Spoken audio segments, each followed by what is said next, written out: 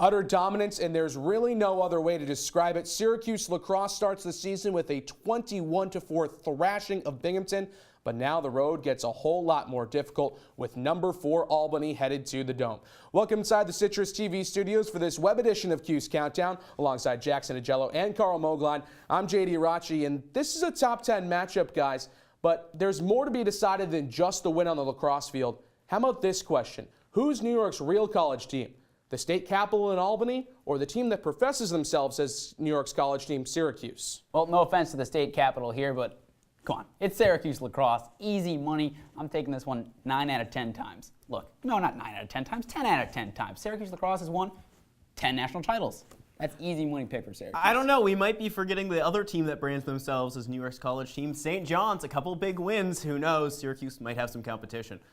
Certainly some competition, and there's going to be competition on the lacrosse field this Saturday, and a big reason is Connor Fields, one of the most talented offensive players in the nation. He'll be suiting up for Albany, led the country in points last season, the 4th most ever in the history of college lacrosse. Jackson, what makes him so special? You just mentioned it. His ability to create for others, because you mentioned points. What is points? Assists and scoring for himself.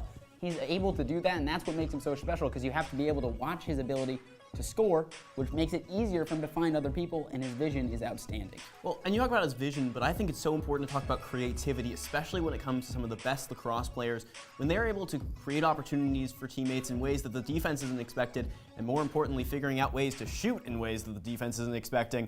That can make them so dangerous, and really means that Connor Fields is somebody you always have to keep an eye on. Now, if I had to pick, guys, I'd probably say my key to the game was stopping Connor Fields. But how about we get your keys to the game? Jackson, what does Syracuse have to do to pull off this upset? Well, as important as it is to watch Connor Fields, you can't stop him. You can only hope to contain him. So my key to the game, bring the energy for Syracuse. That can help contain him, but it also can help Syracuse win some ground balls. And that was so huge for this Syracuse team against Binghamton. Coming out, beginning of the year, all Syracuse has heard. What happened? Syracuse graduated a senior class that was the first since 1979 not to make it to a Final Four.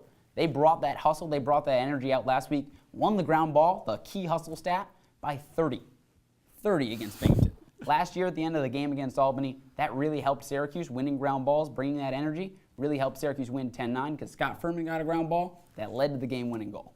Well, and part of that senior class, Ben Williams, he's not here anymore. The guy now at the Faceoff X, Danny Varello, and he's going to be very important against Albany. That's why my key to the game is winning the face-off battle. When you look last year, Syracuse was able to dominate Albany in face-offs, but they still only pulled out a 1-goal win. If that's any closer, they may have trouble come this weekend. Yeah, and Albany, guys, the number 4 team in the entire country, so it's going to be certainly difficult to beat them, but do you think they will? Does Syracuse pull off the win? Karl, we'll start with you. You know what? I'm going to say they do, but it's going to be a close one. I have Syracuse winning this one 14-13. It's going to be a nail-biter, but I think Syracuse pulls it out. At the end of the day, Albany is going to struggle in the Dome. Syracuse has that great crowd, and I think it's going to be enough for them to pull out the win.